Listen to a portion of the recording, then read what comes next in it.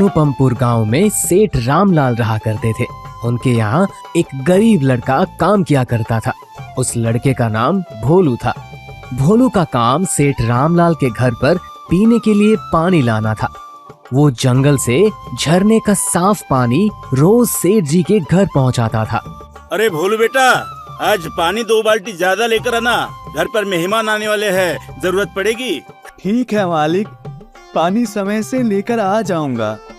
भोलू और सेठ रामलाल के बीच एक परिवार के जैसा रिश्ता बन चुका था।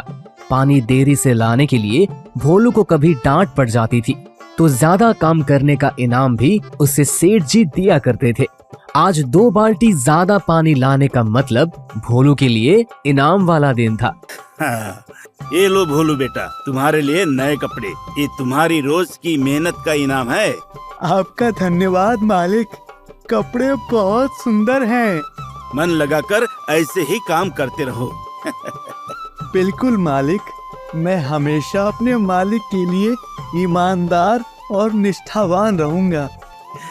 हम तुम्हारा पूरा ख्याल रखेंगे और तुम भी पूरी ईमानदारी से हमारा ध्यान देना। एक सच्चे सेवक की यही निशानी होती है। हाँ। भोलू के माता पिता बचपन में ही गुजर गए थे।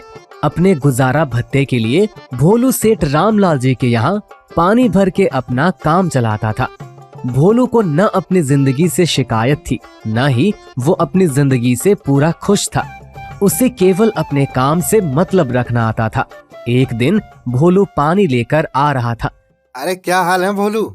अच्छा हूँ राजू भाई, सुबह से पानी लाने का काम ही मेरी जिंदगी है, यही मेरा हाल है। चलो यार चलते हैं, कहीं पर नाश्ता करते हैं साथ में बैठ के।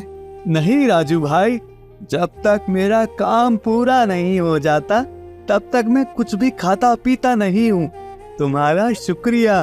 वाह, बड़े ही खुददार आदमी हो भोलू तुम तो।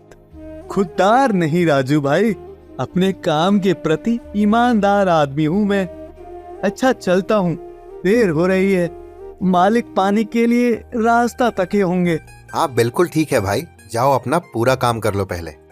अक्सर सेठ रामलाल कभी कभी भोलू को इसलिए भी डांट दिया करते थे क्योंकि उसकी बाल्टी में 2 छोटा सा छेद था। पानी भरकर लाते वक्त उस छेद से पानी गिरते गिरते कम हो जाया करता था। आज भी भोलू के साथ कुछ ऐसा ही हुआ। भोलू, मैंने तुम्हें कितने बार कहा कि भोलू नई बाल्टी ले लो पानी लेकर आने के लिए। देखो, आज फिर से इस छेद वाली बाल्टी ने पानी कम कर दिया। छोटा सा तो छेद है मालिक, बाकी पूरी बाल्टी ठीक है, थोड़ा बहुत ही पानी गिरता है। अरे लेकिन तुम्हें आखिर इस छेद वाली बाल्टी से इतना मोह क्यों है भोलू? मैं लाकर दे दूं तुमको नई बाल्टी? नहीं सेठ जी, मैं अगली बार से पानी लाते वक्त इस छेद को भर दिया करूंगा।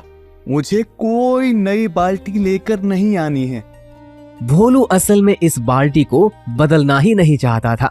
हर बार सेठ जी बाल्टी की बात को लेकर डांटते थे और हर बार बाल्टी के छेद को भरने की बात करके भोलू उनकी बात को टाल दिया करता था। भोलू को डांट सुनते हुए देखकर छेद वाली पानी की बाल्टी चुपचाप भोलू को ही निहार रही थी। उसे अफसोस हो रहा था कि उसकी वजह से भोलू रोजाना अपने मालिक से डांट सुन रहा है। तभी उस छेद वाली बाल्टी ने भोलू से कहा, तो मेरी वजह से रोजाना इतना डांट क्यों सुनती हो?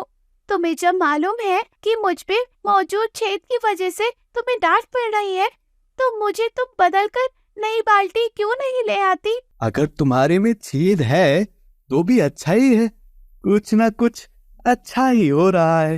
रोज तुमको मालिक की डांट पड़ रही है मेरी वजह से, और तुम बोल रही हो कि कुछ ना कुछ अच्छा ही हो रहा है। हाँ बिल्कुल अच्छा ही हो रहा है।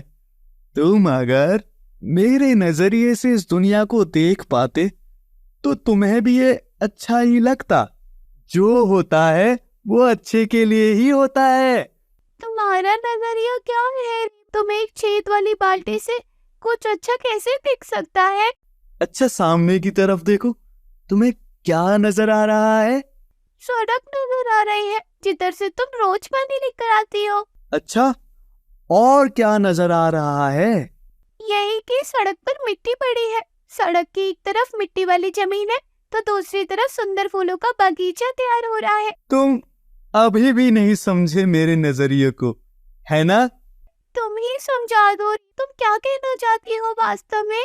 प्रिय बाल्टी, तुम्हारे में जिस तरफ छेद है, पानी लाते वक्त उस तरफ से रोज थोड़ा थोड़ा पानी इस जमीन को मिलता था। रोज तुम्हारे इस छेद से पानी गिरने की वजह से ये फूलों की सुंदर फुलवारी सड़क के एक तरफ आज बन चुकी है। वहीं दूसरी तरफ तुम्हारे में छेद ना होने की वजह से मिट्टी ही मिट्टी बिखरी है सड़क के दूसरी तरफ। देखो। अरे ये तो सही बात, मैंने इस नजरिए से कभी भी नहीं सोचा था। यहाँ तो तुम बिल्कुल ठीक बोल रहे हो। सच में सड़क के किनारे एक तरफ कितनी सुंदर फुलवारी है। हाँ बाल्टी, ये सुंदर फूल ही तुम्हारे अंदर मौजूदा छेदों के कर्म फल हैं। किसी भी इंसान को अपने अंदर की किसी भी कमी से हताशा नहीं होना चाहिए। वो कमी जरूर कहीं ना कहीं कुछ अच्छा ही परिणाम देती है। अब खुद ही को देख लो, अगर तुम्हारे अंदर ये छेद नहीं होता तो ये फूलों की सुंदर फुलवारी कैसे तैयार हो जाती? हाँ? भोलू की बातें सुनकर बाल्टी खुद को खुशी से चौड़ा कर लिया। वो अपने छेद पे गौरव महसूस करने लगा, पर सवाल अभी भी उठना लाजमी था। इस बात के लिए सेठ रामलाल को कैसे समझाएं? सेठ रामलाल के घर पर पूजा होने वाली थी। उस पूजा का सेठ जी के लिए बड़ा महत्व था। सारी तैयारियां हो चुकी थी, पर पूजा के लिए फूल ही नहीं मिल रहे थे। हे प्रभु, ये कैसी माया है? आपके पूजन के लिए फूल ही नहीं मिल रहे हैं। कुछ तो पौधे उगा दिए होते सूखा पड़ने के बाद। तभी वहां भोलू पानी लेकर आ जाता है और अपने परेशान मालिक को देखता है। क्या हुआ मालिक, क्यों इतने परेशान हैं? कोई समस्या है क्या? हाँ भोलू, हाँ समस्या तो है। अरे बेहद जरूरी पूजा है, पर फूल नहीं मिल रहे हैं पूजा करने के लिए। पिछले बार के पड़े हुए सूखे ने फूलों को वापस पनपने ही नहीं दिया।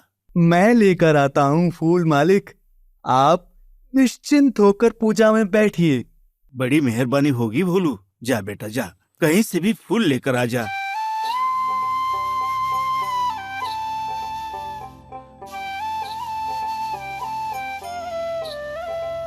ये लीजिए मालिक, ये आपके पूजा के लिए फूल। अरे वाह वाह भोलू वाह। पर बेटा, इतने सूखेपन में ये फूल कहाँ से ले आया तू? ये फूल इस छेद वाली बाल्टी की वजह से आए हैं मालिक। आप जिस बाल्टी की वजह से मुझे रोज डांटते थे, उसी छेद वाली बाल्टी से जंगल में जो रोज पानी गिरता था, उसी के पानी से सड़क किनारे सुंदर फूलों की फुलवारी तैयार हो चुकी थी। ये फूल मैं वहीं से लेकर आया हूँ। रामलाल को भोलू को लगाई अपनी डांट का अफसोस होता है।